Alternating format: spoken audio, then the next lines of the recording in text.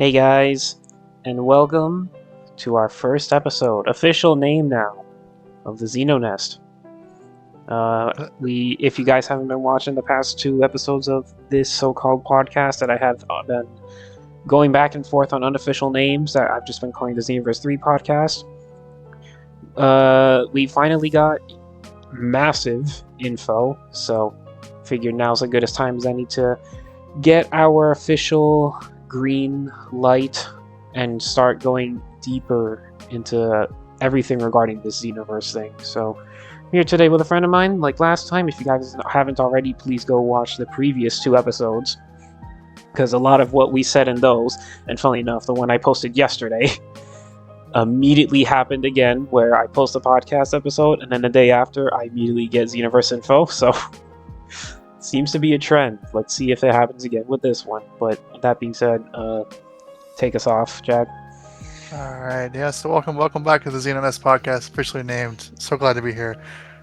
Oh my God, we got so much stuff. Jesus Christ! Every damn podcast you post, there's something new. Like, you're the prophet at this point. It's a thing. But we got how much stuff do we get, Pat? We got a trailer. We got gameplay footage. We got a whole website discussing some things. Crossplay confirmed, by the way. Thank you, Breakers, for your sacrifice.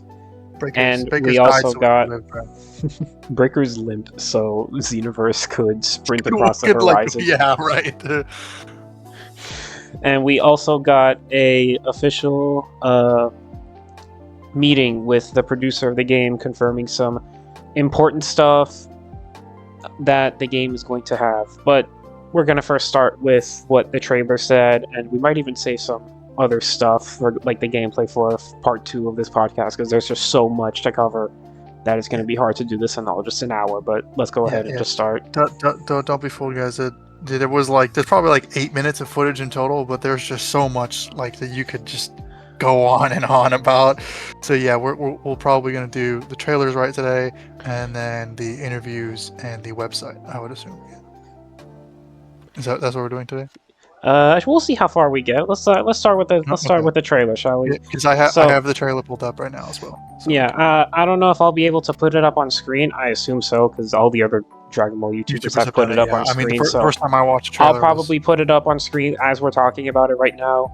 Editing might be doing it, but at the start of the trailer, very similar premise to the first two Xenoverse games, where we have Shenron calling our CAC to the world of West City Age 1000. And in there, we go on meeting Bulma. We got John in his extremely puffy jacket fit. Yeah, I don't like. I kind of like it, but I also like it. The jacket is so huge. Like it's really, really big. I think it's really very appreciate funny. The shaders, though. I think it's very funny, and I actually do dig it a lot. No, I think it's cool. From there on, we immediately hop right into Brett, our first meeting with him, who immediately starts running hands with John, and we get to see our first bit of gameplay with a little bit of a clash. What I feel is super interesting about Brett is he's, like we've talked about many times before, he's super Yamcha coded. So I think it's really funny that he's like a super big fan of Bulma. I think that's like intentional. Funny you mentioned Yamcha code, because I'm pretty sure he does use the Wolfang Fist in the gameplay trailer, but yeah, more on that later. Yeah. First things to notice, so I'm still in the first minute of this trailer, and colors absolutely beautiful. We're going away from the greasy, oiled up characters from the previous games from 10 years ago. Yeah, from 10 years ago, guys. We finally got cell shading. Everything looks so vibrant. This world is massive. Like we all guessed. We had, was it Toki City at the beginning? A bit of a small hub, but it still had multiple rooms. Then we got Kanton City, which was huge. You had to fly around just to get it places. And now we're looking at New City. And we'll see it in the gameplay as well. But just here as well, you get your own room. And outside of that room, you're in an apartment building, and then you go outside of that room and you have a whole city. I'm looking at right now a still of the university. Like there's just so many locations that are so huge, and I'm so excited. It's looking like it's gonna be a massive. Like I talked about it in the first podcast, but I think we're getting a big city with like a bunch of characters, a lot of side quests, just a whole lot of stuff to do. There's definitely going to be a lot of stuff, and especially main story, because main story is going to be long. I'm talking like 20 hours to roughly 30 hours of just main story, by the way. That was confirmed by the producer. This is okay. I'm gonna keep going now. I'm looking at the new characters, Lilica and Rom. Look amazing, by the way. It's crazy that they capture the Xenoverse style too, because it still looks like Xenoverse. Does that make sense? Like it still feels like Xenoverse, even though it's Dragon Ball. Yeah. You did. I will say you did skip over the Gamma 1000, by the way. Oh yeah. No, that was really cool. A lot of people pointing that out as well, because we're not synced on our. We're both watching the trailer at different times. I'm going in order, but you immediately skipped to Lilica and everyone, and I'm over here looking at Gamma 1 here. Okay, well, I'll go back to Gamma 1. Yeah. Crazy implications could be had with Gamma. I mean, they call him Gamma 1. They don't actually call him Gamma 1000, but he does have the 1000 mark on his chest. It maybe signifying that he's had that many upgrades, or, just that's what I'm hoping for. Just for the purpose that he's in age 1000, and they just wanted to put that on him, which pretty funny. Either way, pretty I think funny. It's really cool. Yeah. Either way, I think it's cool. Pretty funny nod. Are you on Lilica now? Yeah. Now I'm at the school. Well, now we're at the school. Gamma 1 tells us, "Oh, you got to go to school now, so that way you can learn what to do and whatnot." And from there, we meet Lilica and all the others. And by the way, I would definitely say some of the people in the school definitely confirms like different body types as being customizable for sure. I'm pausing at Tap right now, specifically Tap, because bro picked the fucking macchiato setting of minimum height. Bro is literally like 2.5 feet tall. I didn't think that they could get that small. That's impressive. But yeah, that's what I wanted to talk about. I don't think it confirms that we're gonna get body types, but I think it makes it more likely, because this is a lot of variety in terms of body size. Tap it's just Tap. Like, that's the only thing that I would say, because he looks like a rival character. Am I wrong? Maybe. Him, Brett, possibly some of the other NPCs that we see, or other, but I mean, even in the background, like as I was just like going back and rewatching this a couple of times, even scrolling on social media, I saw people mentioning like, "Oh, there's a fat Namekian in the background," and I'm like, "What? That's crazy." Oh, really? That's actually really exciting. I don't know if editing me will be able to pull it up, because it's like it might be very brief. I'm not sure if I'm gonna be able to see it, but there definitely is like different body types of other races as well. So good to see all of that in there. Yeah, I'm gonna continue off from Tap. He just stepped on the thing. Yeah. Also, excellent look on this, by the way. All of this looks incredible. Tap has the highest key energy output in the entire verse. I'm now watching a little bit of the gameplay right now of them scrapping with these robot things. I don't know what they are. We don't know what they are yet. Yeah, probably like practice drones, maybe they're looking like something like that. That's what I was assuming. It also seems to, at least from this trailer, on the part where he's soul changing into Trunks, this whole soul change system seems to be lore like relevant, like it has something to do with the lore. So I'm curious as to why that is. There's very controversial opinions since the last like couple hours since this trailer came out. I've seen mostly negatives, unfortunately, of people assuming a lot of things, like people assuming like, "Oh man, is this gonna get rid of Awakenings?" Which, by the way, it doesn't. You can still choose to go Super Saiyan in this trailer if you watch it. Basically, all that happens is you can choose to either have your Soul Assist to transform into like Trunks or Vegeta or etc., or you could choose to just transform into Super Saiyan, which, let's be honest, most of us are going to be transforming into Super Saiyans. Yes. This is probably a thing that they added for Earthlings or other races who are not going to have as many transformations as Saiyans. And I was going to say, just to cut in from that, I think, because I was talking about why it's involved in the lore, why it's even in the game, and I think the reason is, and I'm going to kind of a tangent here, but I think the real reason is because Bulma wanted to give people the opportunity to be like strong and like defend the Earth if needed, because we see all of these Z fighters. You know, we know they're not alive; they've been dead for hundreds of years, oh, except Piccolo. But they all have the Capsule Corp like halo above their head, which I think is awesome. I think that looks really cool, and I love the blue outline and aura. I think lore-wise, the reason that that's there is so that people like Lilica and Palm, who don't really look that strong, no hate to them or anything, but like so that they could have something to do. You know, it seems that especially if your character John is going to school to learn what to do, assuming what to do means fighting. It gives me the idea like they're doing cosplay of character, like you know Beat from Heroes, where he transforms into other characters or something like that. Well, Beat doesn't transform into other characters, if I remember correctly. What he does, or what Heroes does in specific, is they summon them as separate entities. Okay. So I was trying to say like they do something similar where they just draw their power and use it to. I mean, you do that here, where like I believe John does the Galagun and Vegeta appears right next to him, so it's not entirely unsimilar. But what I was gonna get to is I'm not sure if this is an ability that everyone's gonna have. I'm assuming this is going to be a CAC thing exclusive. I don't think Brett is gonna be like transforming into Goku in the middle of a like heated quest. I could be wrong.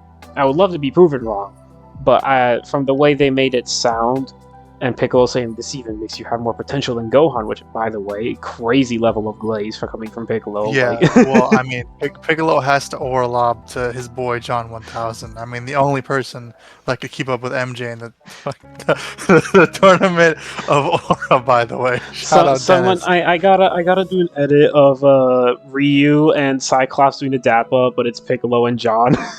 Yes, please, bro. I know that he's gonna give him the fit, and it's gonna be glorious. It's gonna be amazing. I love that at a certain point in this trailer, Piccolo's like trying to hold in a laugh. I have that set as like a screenshot to use. It's so funny. It's so funny. I love it. It's great. I'm looking at the still of John with the sword right now for the Yajirobe thing, which a lot of people are saying that's what's the name, Tap. Which that would be a cool introduction to a boss fight. What do you think? Ooh, yeah, I didn't even think about that. I mean, we're skipping away to the very end, but I mean, definitely we can see that he's cutting off the same tail. We gotta be watching it at the same time, bro. We gotta be watching it at the same time. Well, because I'm going in order. You went from Soul Assist to the end of the trailer, my guy. I'm watching the trailer. I'm not pausing it. I'm just watching it and saying what I read. And I'm taking in the information. Well, I'm not taking every frame. I'm just talking about like. We gotta milk this. Shut up. Anyways, I guess. So where are you? No, whatever. I'm just gonna talk about this briefly then, because it's important, I guess. This is definitely Tap, I would say, at the end, because I feel like those are his pants. I think so. I didn't even see clothes. I'm gonna be honest with you. I just saw the tail. Maybe I mean, obviously the tail's there, but I could totally see this being a scenario where, Tap was doing something mischievous at night to try and like sabotage your CAC, and he accidentally looked at the full moon, transforms into a Great Ape. You get your first Great Ape boss fight at the beginning of the game. That's what I'm thinking. And this is the cutscene that plays right after, which would be pretty cool. I mean, Great Apes are a thing that were also in Xenoverse, so I do expect us to be fighting Great Apes as well as, normal size characters. Yeah, I'm actually going back. I'm going back to the trailer. I'm at 3 minutes here, and we get to see Tap fight one of the robots. He's fighting one of the robots. So I'm assuming that this institution is doing exactly what I said it was going to do, and is training people. Like very Dragon Ball Online, huh? Yes, and I'm all here for it. I think this is awesome. I love that they're mixing the elements of. A lot of people are saying that this is going to play like what's it called? I've never played it, but Dragon Ball Battle of Z. Battle of Z. That's what it is. A lot of people have been making points of that as like a negative, like, oh, this looks like Battle of Z and Breakers mixed together, which I don't see. Like the only thing I guess you could say about Breakers is because the Soul Assist, which and all that. But sure. It is very much. I mean, not. I can speak for everybody when I say that I don't think anybody is really like that excited for the soul change mechanic. I think soul assist is kind of cool. I mean, that's just kind of like the mentor thing from the My last only game. concern really with Soul Assist, I don't really care for it too much, but I'm not like Yeah, I don't harping. mind it. I'm not like harping on it. I think it's like a fine thing for like some other races. My only concern is that I hope it does not remove our ability to just play as these characters if we want to, without a time limit. Yeah, that's the one. Like when I first saw it in the V Jump, and I didn't mention it, but that's what I was really worried about. Is this soul change and the soul assist mechanic meaning that we're not going to be able to play these characters? Because Which I don't think that's going to be the case. I don't think I so feel like that people neither. are Because thinking about one, that would be a incredible the amount of massive missed characters. opportunity. The amount of Yeah. characters that are going to be in this game, the amount of models they made, or just straight up used and updated from Xenoverse 2 for just like a 41-second transformation, I don't buy it. Yeah, there's no way we're just gonna be like, oh, here's your mentor, and you can learn a select few of their styles, and you can train with them, and you can also transform into some of them. Maybe I'm fear-mongering But you can't with play the them. other people, but it's just something that, I mean, obviously would hate if that was the case. Unfortunately, if that were the case, I would not like it, because then that just I don't think they're gonna do it. I think it's not. this is just a case of we haven't been shown a whole lot, so we're just coming to conclusions based off the little we've seen. Yeah. I think we're gonna get, because a spoiler for everyone who hasn't seen it, they haven't shown any PvP related or any other actual characters fighting besides the ones in this trailer and the gameplay trailer. It's just a demo. There's not a whole lot out right now. Like, even though I said it was like, oh, there's so much stuff, it is just 8 minutes. So like, we're just hyper analyzing. There's a lot of lore, okay? Yes, in those 8 minutes, there's a lot going on, but also not a lot going on. So there's no need to be like, oh no, we're not gonna get this stuff just because it wasn't shown in this very early stage. We're over a year away from this game. We're still very much in the dark here, even with all that they showed in this trailer. That there's still so much to uncover here. But yeah, going back to what we were talking about, which I don't remember what it was. Oh yeah, the characters, we're gonna get them. There's no way we're gonna get a Dragon Ball game where we can't play as Goku. That just doesn't make any sense. It's gonna happen. I would like to point out, he's not even in this trailer at all. Yes, not one mention, not even a voice line, which is insane, because I think this is like one of the first trailers that does not feature Goku or anyone from even his lineage in.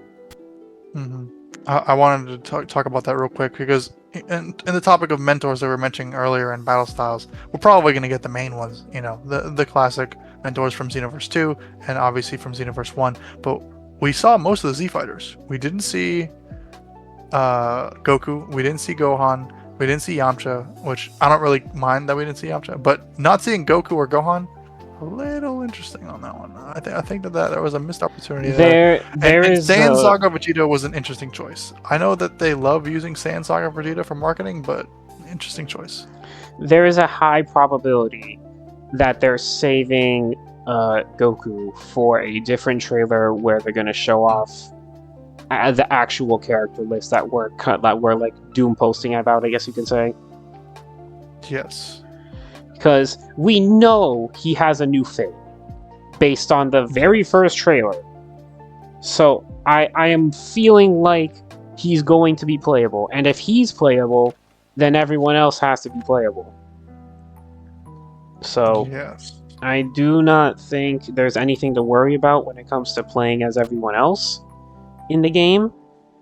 But only time will tell how they'll go about doing it. Yeah, real quick. I want to go back to the rift opening up and them coming out of it.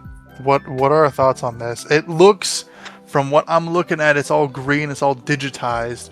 I don't think this is a time rift. I think this is them teleporting from the HQ at Boma's whatever That's the what tower it looks is. like. It looks more like they're entering a simulation type deal than entering a bit of time, especially considering the enemies they're fighting are nowhere near the enemies that we know. Like Cybermen are nowhere near to be seen. We're not fighting like Raditz again.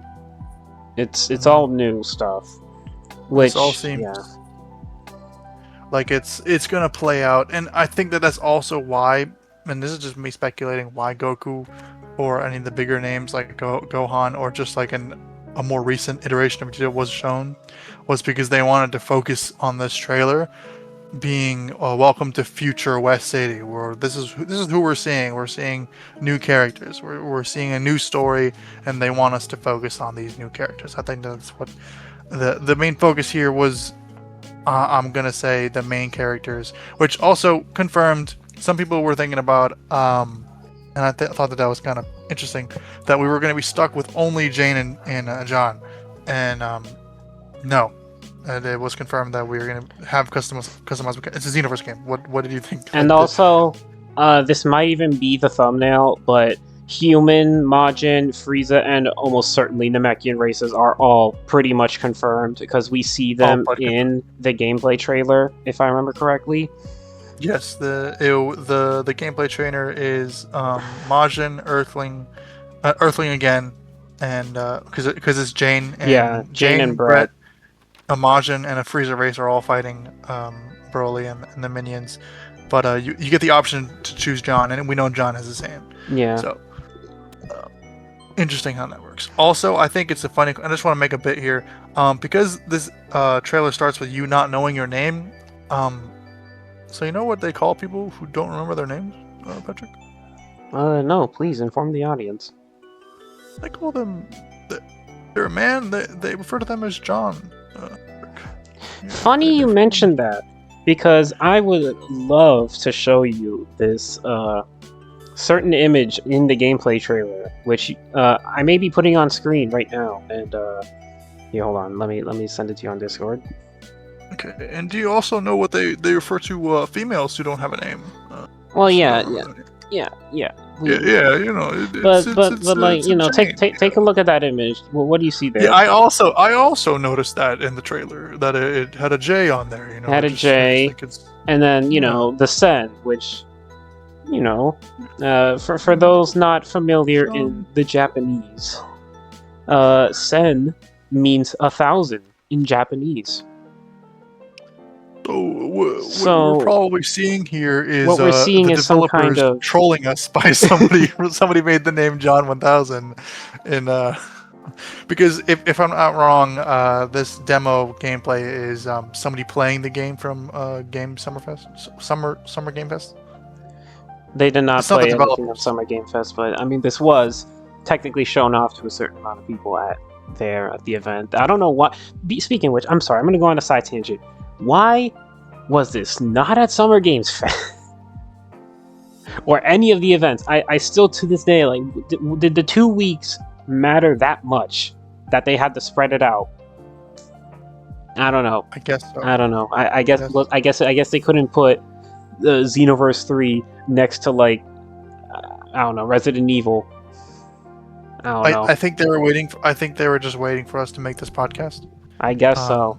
I know that. Yeah, Bandai, they were waiting for us. I know that Bandai treasures their officially. Please don't kill me, Bandai. Officially marketed. Don't worry, guys. Xeno Nest after this episode comes out, either the day after or the day after that, more Xenoverse info to come. Or who knows? It might even already have. The info has already come out while I'm editing this video, and if that's the case, I'm gonna be in panic mode. Yes, trying to get this out first. Yeah, we got this. We're pretty early on this today. No delays on this. This came out today as of recording this video. We're not a week late. Not my fault. Okay, so I think is there anything else you want to talk about in the trailer? Go through it again I would say we covered already everything, which is kind of crazy because we're only like 25 minutes deep. But no, we still have some more to talk about. I mean, well, because we kept moving around. A lot of people were thinking about cars. I'm watching the trailer again. I think cars is a cool thing. Something to also note is we have these little pods in rooms. I think that's like our rest spot, obviously. And I know that's kind of obvious. I was thinking that's probably going to be our room for customization. Yeah, I was going to say we're going to sit in that, and then it's going to change our outfit or change our stats and stuff like that. And yeah, I'm excited for the room. We got to see. They show a ton of rooms at the beginning of the trailer. Like, there's a cafeteria, There's obviously the Yeah, I'm school. looking at a cafe right now. Yeah. They got like a whole like mall area. It's crazy. A lot of stuff that we don't even know what's gonna be. Because if there's like a food area, then I mean items could be a big I'm deal also as super well. excited for the idea that we might be able to like have street fights. I mean, we know that Tap and hear me out, and I'm just saying this because we have that one interaction with Brett in the middle of the street. But I think it'd just be funny to have like Tap be just chilling at like a vending machine, and then he sees you, and then like a little question mark above pops up his head. You go talk to him. He's like, "Hey, I want a rematch," or like some shit like that, and you just fight him in the middle of the street. I think that'd be so funny. My favorite bit in Xenoverse 2 was, I forget what the NPC was, but if you walked by them, they would run up to you and they Oh would ask for yes. something. Tap does the same thing. He's just like next to a refrigerator. He runs up to you and he asks for the beef. He definitely seems like the kind of rival character that doesn't leave you alone. He just kind of gives off that energy that he just will follow you around just to fight you. Well, funny you mentioned that. I do actually have some details regarding all the characters based on the website that I told you about earlier. Before we get to that, I want to talk about and while we're talking, hopefully editing Pat is including all the images that I'm talking about on the screen. But we get to see and there's going to be a lot of jumping around for you. I'm so sorry. We should have planned this better and watched the trailer at the same time. But I wanted to talk about the hub. The GS hub seems to be our PQ space. There's a lot of the same. We don't have robots anymore. I don't have to hear this stupid robot talk to me in the same voice 3 million times. It's a human now. Hell yeah. You have nice new items today. Yeah, bro. I don't want to hear that anymore. There's humans installed here now. I'm so excited. And WAI removal from my Xenoverse. Yes, bro. We need to spread. Dude, I'm looking at it again, but the school looks absolutely massive. I mean, that was one of the things I was a little disappointed about in Xenoverse 2 was when they introduced the whole school thing, and then they kind of didn't do anything with that. I was really hoping that we could have something like this where we could have classmates and train with them. I was really hoping to have more engagement with other time patrollers besides Trunks.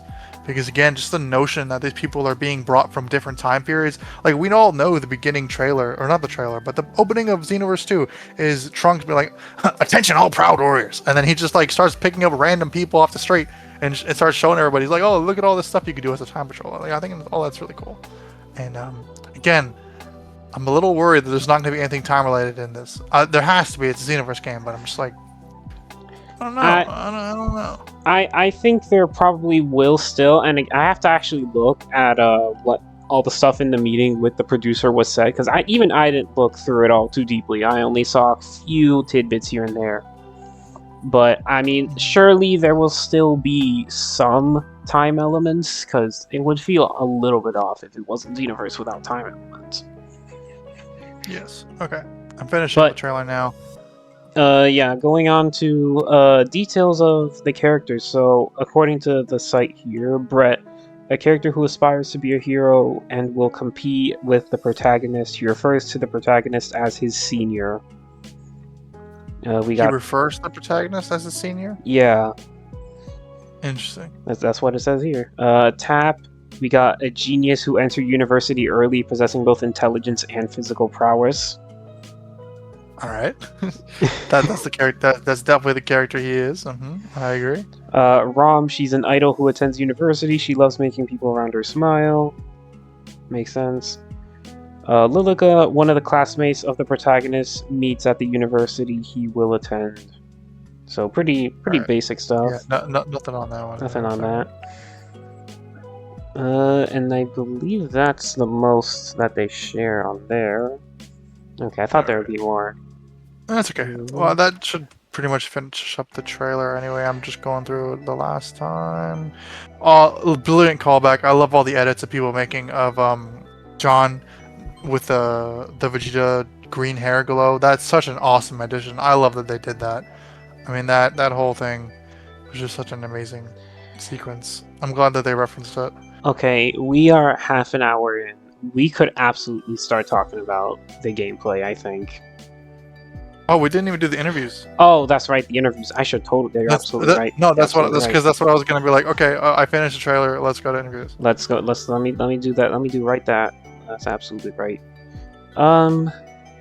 Okay, so here we go. First question: what is the significance of setting the game in H1000? Why go to the specific year rather than say 300, 500 years? Producer Hirano says, first off, I cannot overstate Toriyama's immense involvement in the development of H1000. From the overall worldview to the new character designs, he collaborated with us on almost every aspect, laying the foundation for the game's sandbox.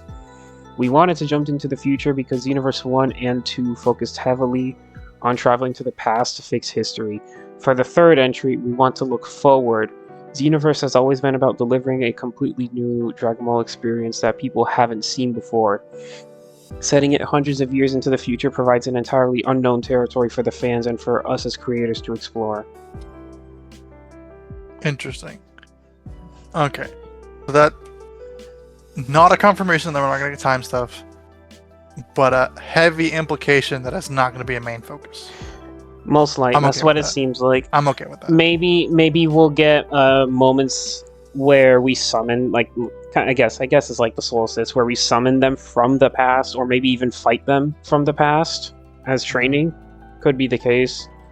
Hard to say. That... They do focus a lot more on, future and the present rather than the past, but tough to say. My takeaway from that is just like, we know time stuff can still be involved off the basis that Bulma, 1, is still alive, and 2, Goku's outfit is different, which implies that he is also around. Yeah.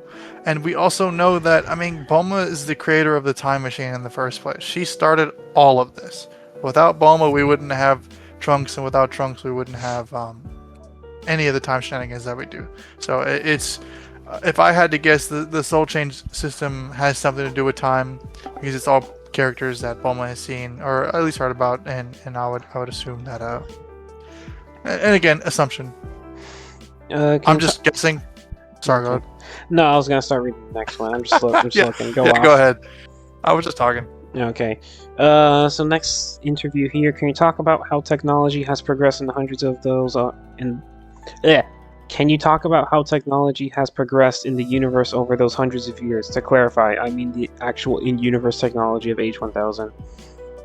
Producer says, I can't reveal anything just yet, but if you look closely at the gameplay and trailers, you can spot glimpses of systems like soul switching and soul assist.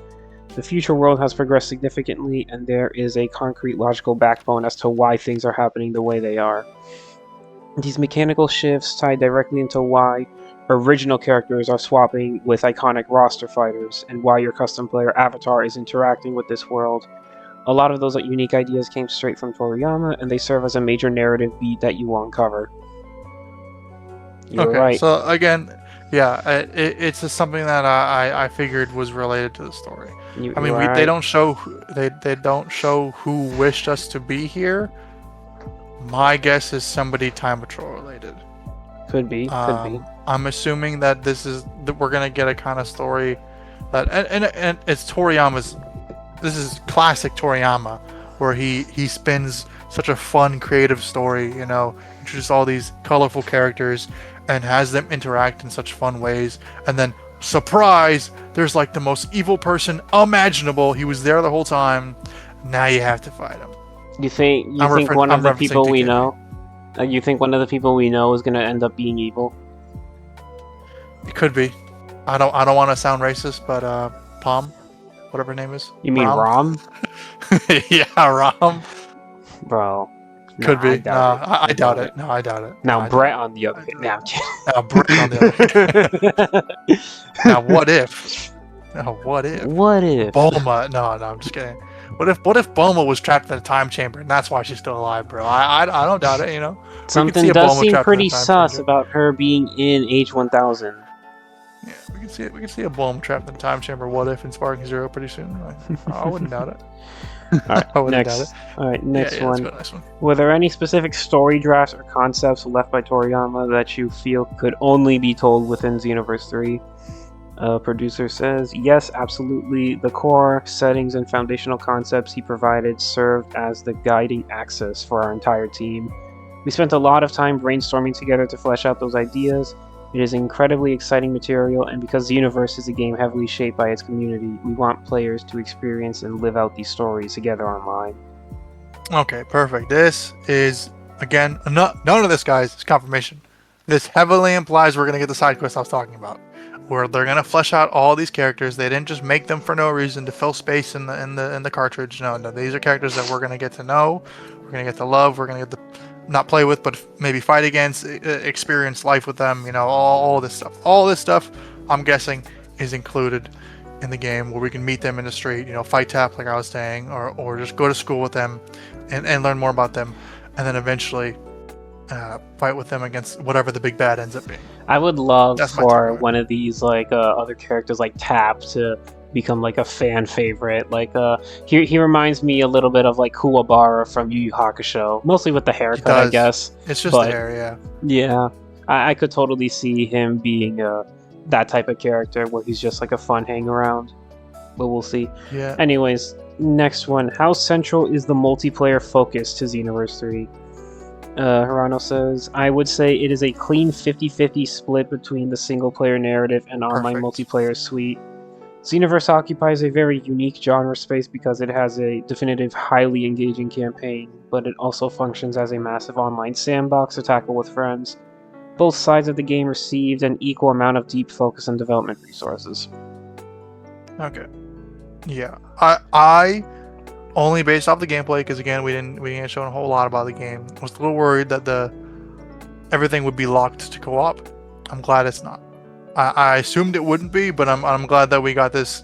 Well, I assume we're still gonna be like unlocking maybe certain moves and or equipment from PQs, because otherwise, why have them there? Yeah, there would be no reason for them.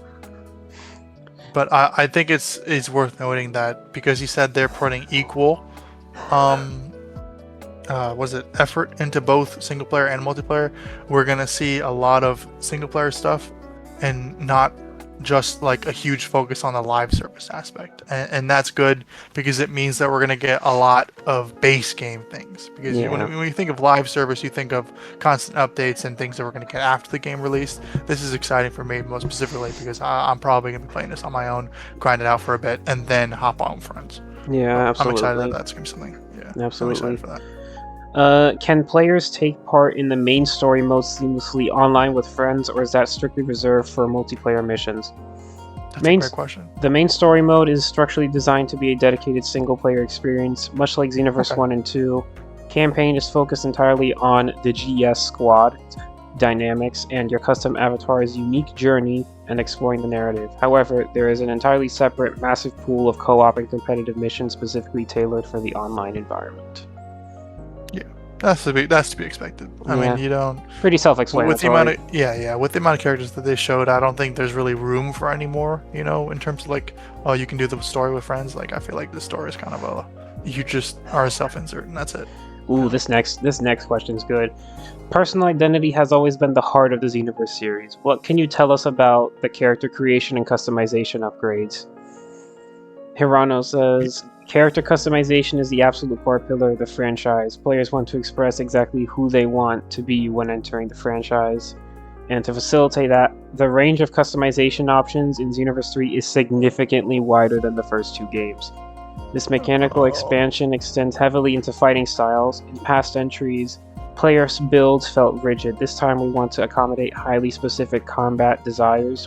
If you want to play a long-range zoning style like Frieza, or an aggressive close-up brawler like Goku, or use unique team tactics reminiscent of the Ginyu Force, the suit is built to support those individual preferences. Oh, dude. Okay, yeah, we're gonna have to talk about that real quick. But yes, the game, we know from the gameplay trailer, which we'll talk about later, or maybe the next one. It's definitely. What was I gonna say? You're going to be fighting more than one person at a time. They're drawing, and I always thought it was really annoying to have to fight 5 mini boos at the same time. But in this game, they make it look fun. right? And we saw in the trailer that there's a massive Kamehameha that you got to lock on to multiple targets and do something like that. So the idea that maybe we could jump people if we train with, say, the Ginyu Force is hilarious. I think that would be the coolest thing ever. I would love to jump up with you and do what is it called? The red and blue hurricane that Jason did? Yeah. I think that'd be so cool. That's just so cool. Getting team attacks in base game is awesome. I do love me some good team attacks, and especially outside of the master and student dynamic. Yeah. Yeah. Sure. I always thought that Xenoverse 2's what was it called? Dual ultimates. Yeah, where you could put an input. And I think that was a severely cool. underrated thing. Unfortunately, not many people used it because I felt like most people were mostly doing offline PQs or PvP matches against other people. Maybe it was just me. I didn't get too much play out of it, but it definitely is a thing that I would love to see expand, especially in a gameplay setting like this, which is much more suited to a thing like that. Oh yeah, I mean, I love the fact that Hirano here just casually, very upfront that the customization's way bigger than anything we've ever done. So very glad to hear excellent. That. Oh, for sure. This game definitely seems to have improved so much on the offline and online aspects in terms of grinding and just how big the maps are, how much stuff there's to do, how much depth this game has improved just from the trailer alone and just the gameplay. It doesn't seem like it's going to be such a chore to do PQs anymore, to have to force people to get oh come on, get on, let's go do this PQ. It looks fun now. It looks really, really exciting, and I'm glad that they're I saw a lot of more to this comparisons to when that in that specific moment where you had to fight multiple enemies at once, very similar to Kakarot's Horde mode, where you just there's a moment where you can just blast hundreds of them away. It's very reminiscent of that, and I always thought that was a very satisfying moment in that game. So I'm glad to see it even in here. It looks really cool. I mean, even in the beginning cutscenes, that this is going to be a team focus. They're going hard on the online grinding. When even in the intro, they all have their own animations. That's just so cool.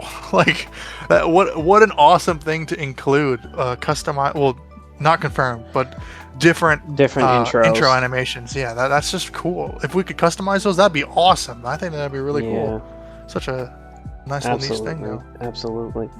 All right, next one. And speaking of fighting styles, how many different fighting styles and character races have you showcased so far? And can you tease how many more are planned for launch? Hirano says, when we initially mapped out development, we experimented with a traditional subtraction style system, meaning choosing strict, locked character classes that limit what you can do. However, we realized that in the world of Dragon Ball, every single character ultimately wants to become a multi-talented warrior.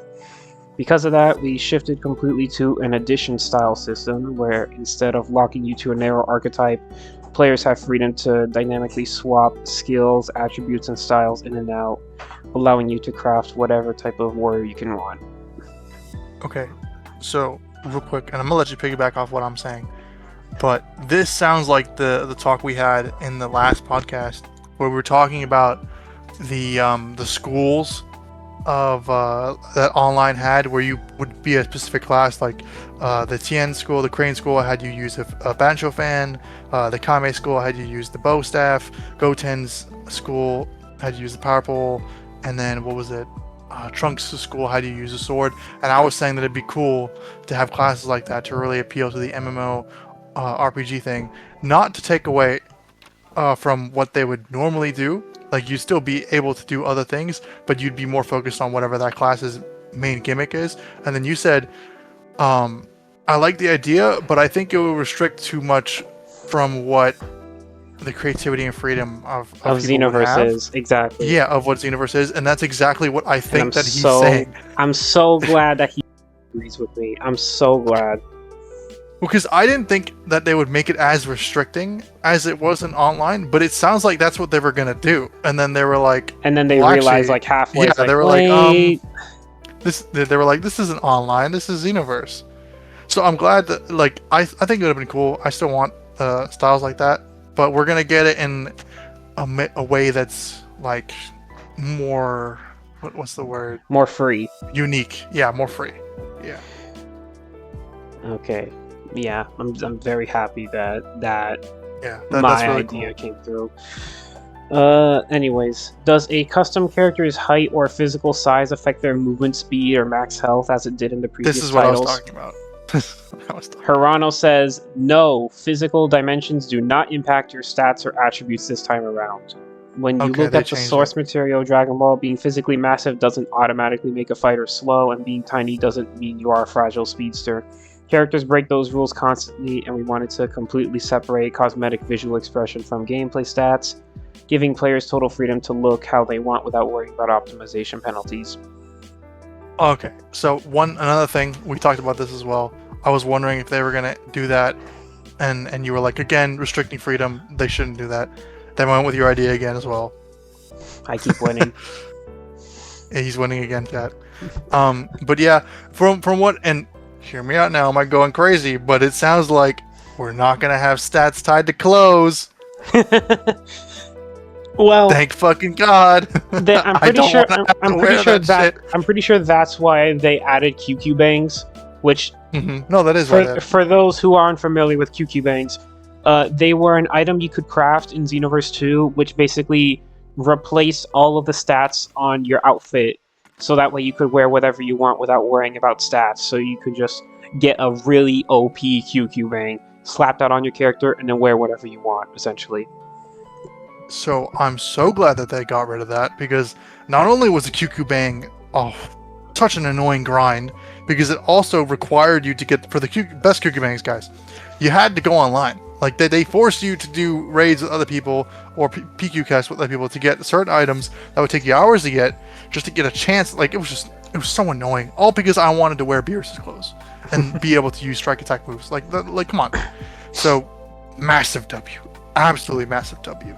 Again, not confirmation, but heavily implication that we're getting rid of stats on clothes. Thank God. Okay, next one. If a player wants to completely change their character's appearance or mechanical build down the line, can they do so freely, or will it still requiring gathering the Dragon Balls to make a wish? Hirano starts this by laughing.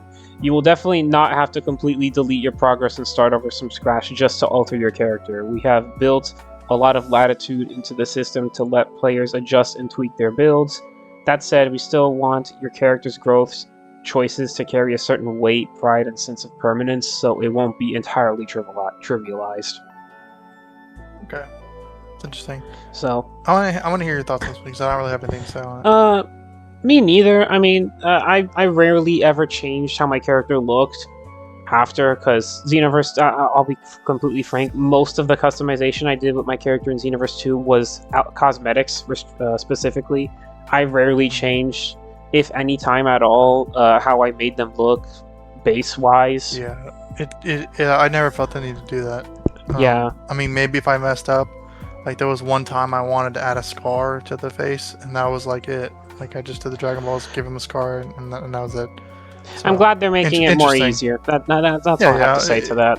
Yeah, it's just a W. Like it's not like good. All right. In Western communities, a very popular meme/customization trend is to take an iconic hero like Vegeta and recreate him perfectly, except for one addition, giving him a gun. Well, they're talking Western shit. You know the Power Wars shit I was talking about? They're talking. Will weapons like guns be available as an accessory? I told you fucking laughed at me. You fucking laughed at me. I was dead serious. The Power Word was a massive success because they did that shit. Like I wasn't kidding. I gotta throw my hands up in the air this time. All right. Producer says custom accessories are a massive part of player identity, and we are absolutely bringing that element back from the previous game. Yes, bro. I will honestly have to double check. Hold on. I will honestly have to double check with the asset team to see if a sidearm accessory is specifically in the current build. Yeah. Okay. No, I talked about this in the video. Go back to the, well, don't actually fact check I'm me. 'Cause I not. might be I'm wrong. not fact checking that. You go watch the previous episode, chat.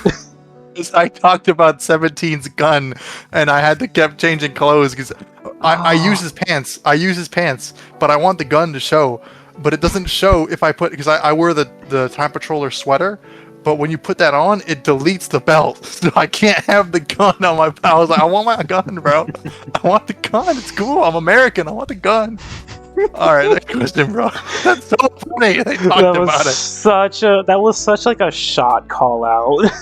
Yeah, that's so funny. I mean, I talked about it, bro. I was like, are they gonna do the Power World style where they just fucking make everything westernized? Oh, and okay, this funny. next question back up or comes off from that previous one.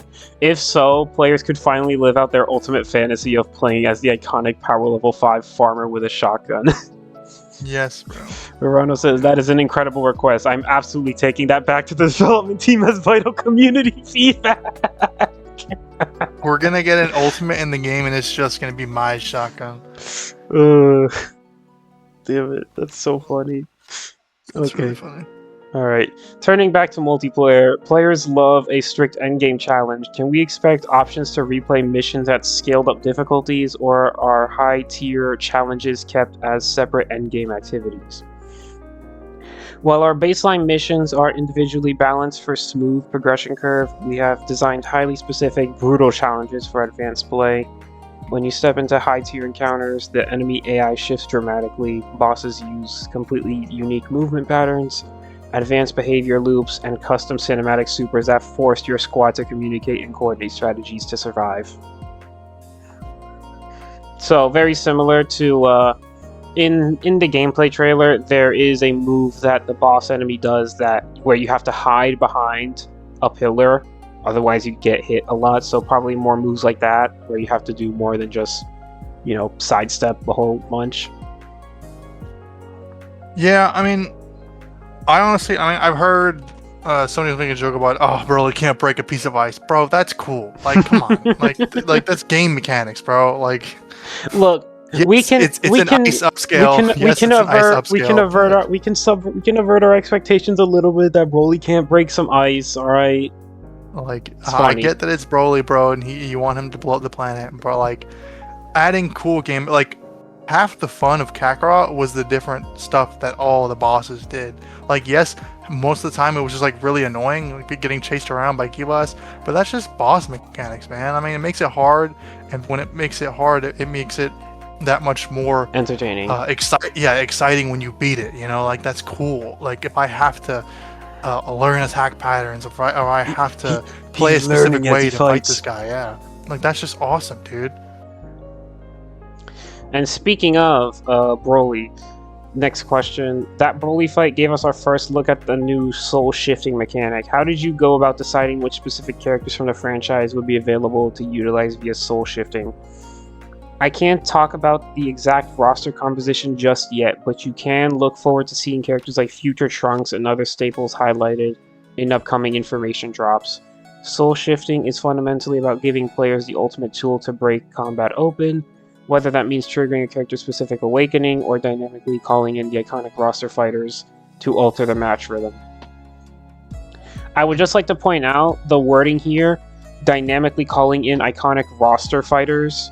So, again, another hint that these characters are able to be played by themselves, and you do just have the ability to just transform into them with your CAC.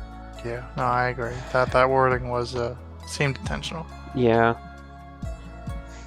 Because I feel like everybody assumes, like it's kind of obvious, that they're not going to let you transform into every single character on the roster. I mean, no, it's more work than it's worth. It probably will just be a set amount. So, like, obviously, Goku, Vegeta, Trunks, Piccolo, Krillin, we saw.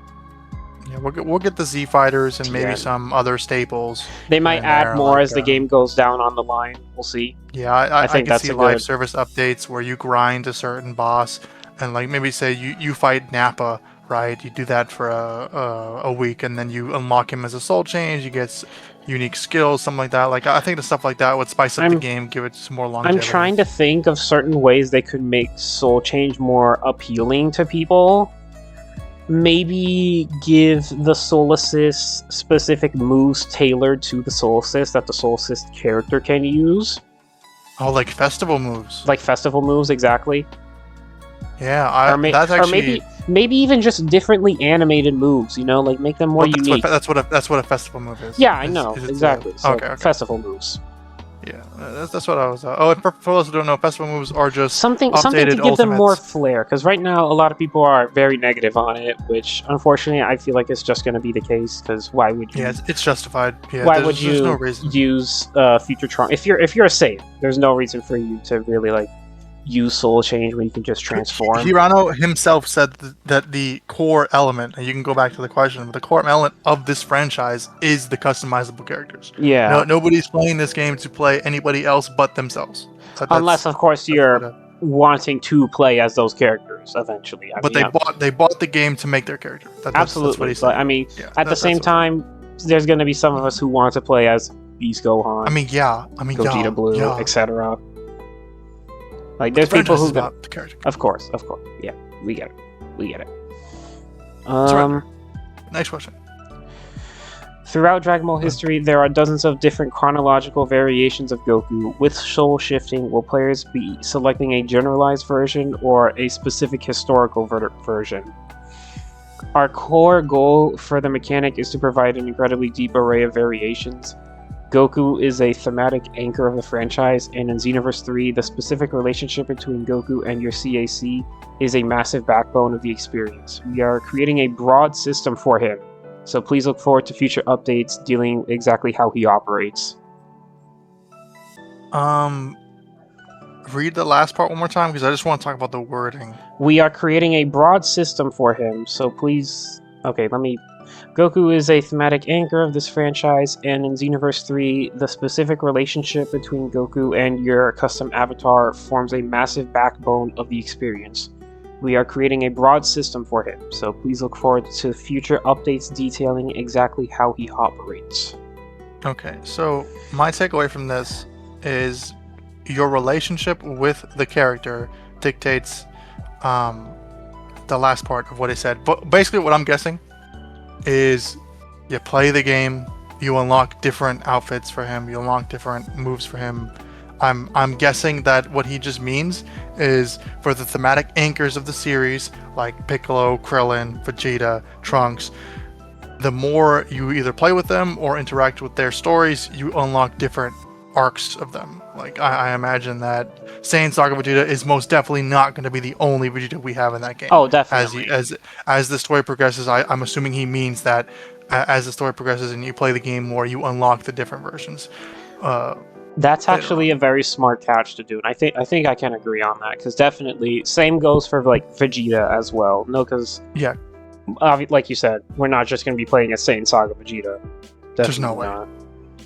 Yeah, my idea is it's probably the same mechanic as it's been in the last two games, where you do a PQ and then you unlock that little circle with the moveset of that specific arc of character. That's what I'm guessing, if I had to guess. All right, next question. Will we see characters or content from Dragon Ball GT or Dragon Ball Daima crossing over into the game at launch?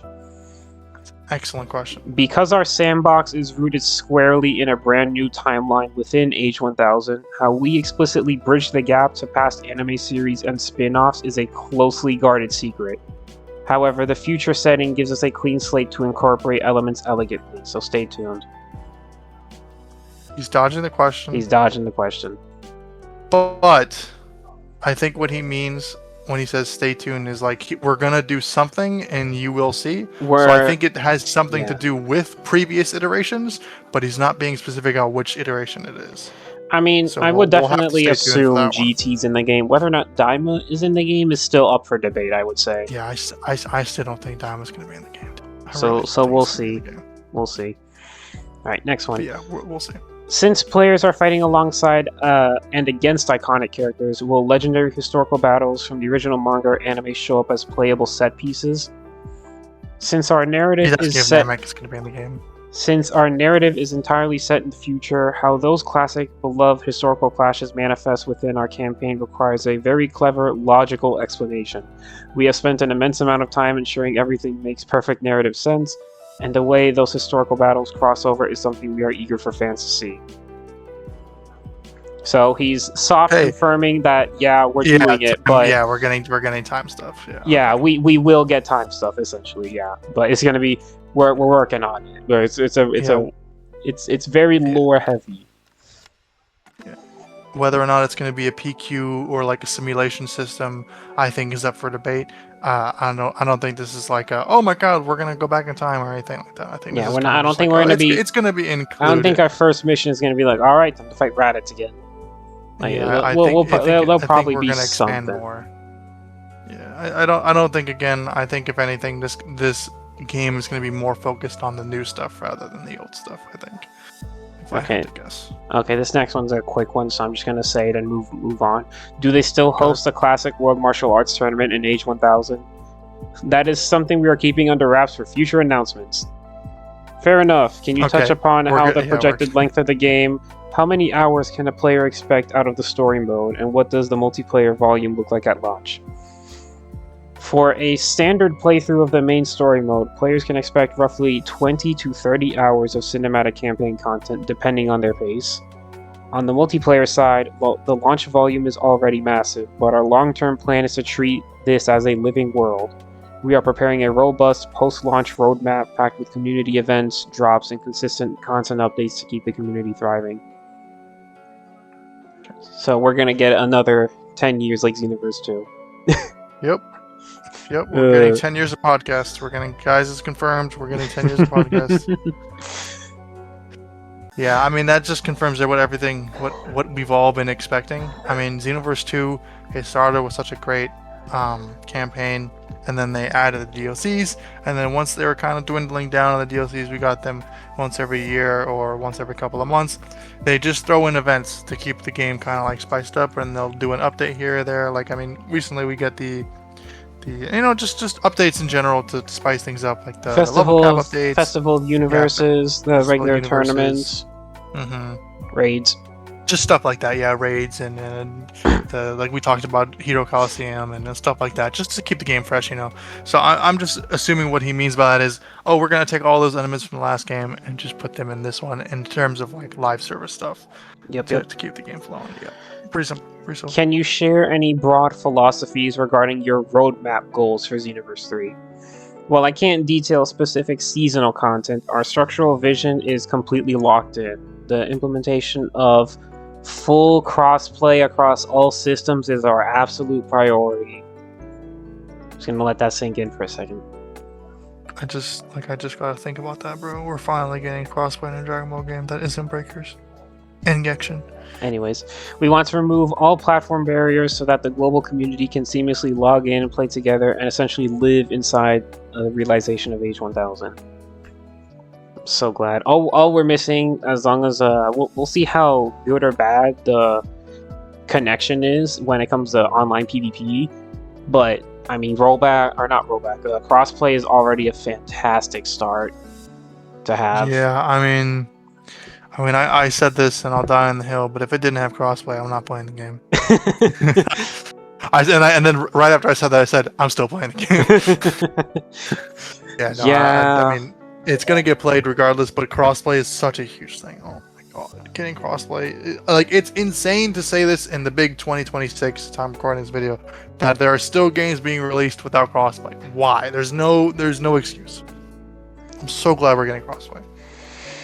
It was a genuine concern. It really was, because we don't trust Bandai. We don't trust them. This is true. They released, unfortunately, Sparking Zero. I have to slander it because they did not release it with crossplay, and I feel like that just was one of the reasons why the game fell off so fast after a month. Yeah, there's no in the big 24 that game came, or no 25 that game came out. There's no excuse. There's no excuse. I hate talking poorly, but damn, it's just true. Like, I don't know why they try to not do these things. Like, go the extra mile, bro. I promise. It doesn't make it. We're in the new gen of consoles. That's what they call it. New gen consoles. New generation. Doesn't have crossplay. Thank God we're Age 1000. Speaking of the living in that world, we caught a brief look at the customizable player apartments in the social hub. Can players customize those spaces and invite their multiplayer parties inside? I can't dive into specific room GTA mechanics. houses. Yeah. Sorry, GTA houses. Yeah. Oh, but that's cool though. I like it. I can't dive into specific room mechanics today, but we are heavily prioritizing expanded social features. Looking back at Xenoverse 1 and 2, we noticed that players took immense pride in treating their custom character screen like a business card, taking screenshots, sharing builds, and showing off their style to the community. We want to lean heavily into that behavior by giving players a concrete interactive space within the universe to showcase exactly who they are to their peers. So that's good. More community stuff. Absolutely down for that. Next one. Will there be any legacy save data bonuses for players with active save profiles in Xenoverse 2 or Sparking Zero? Not sure why they mentioned Sparking, but we understand that Dragon Ball gaming community is incredibly loyal and many players have spent years supporting our past titles.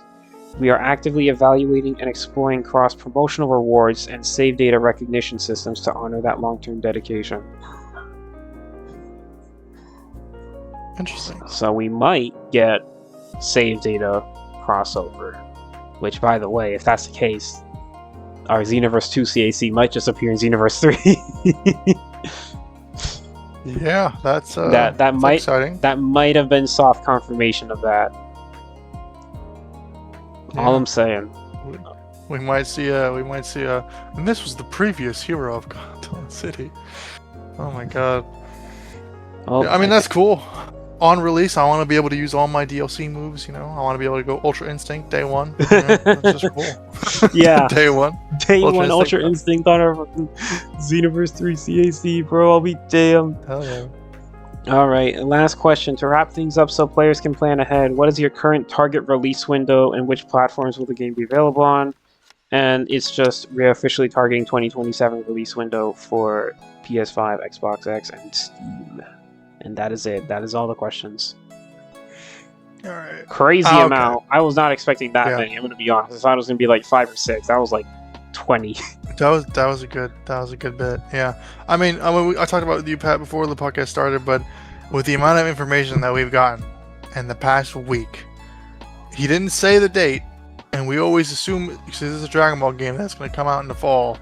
But I mean, it feels like spring. So much information. You were saying to not have it do an earlier release. It feels like an earlier release. That might just be cope, but it just feels like with the amount of info that we've gotten and the fact that we're gonna keep getting info as the months go by, it feels like when Sparking Zero, out of nowhere, when they had one trailer, a couple months passed, and then they were like, okay, here's 30 more trailers of all these characters. We're gonna lead up to that. We're doing they sped up the release. They slowed marketed at us over time. Who knows when we're gonna get our next trailer for this? It could. I mean, granted, they did say that like this is going to be a consistent thing in V Jump, which if that's the case, then we're going to be seeing from now on one V Jump every like month or so of this.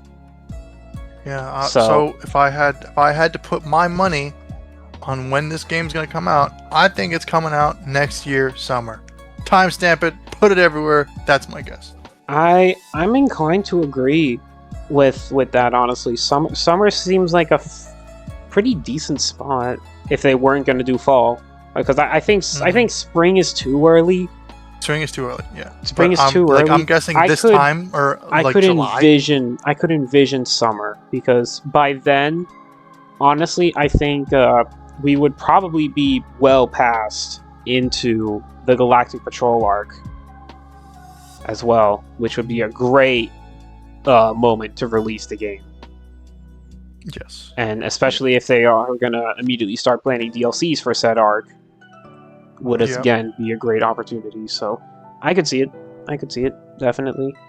But let us know what you guys think, because we got finished talking for like, this is our longest one yet. We're over an hour, and we didn't even talk about the gameplay trailer. So we're going to save that for a part 2, so stay tuned for that. Next time, yeah.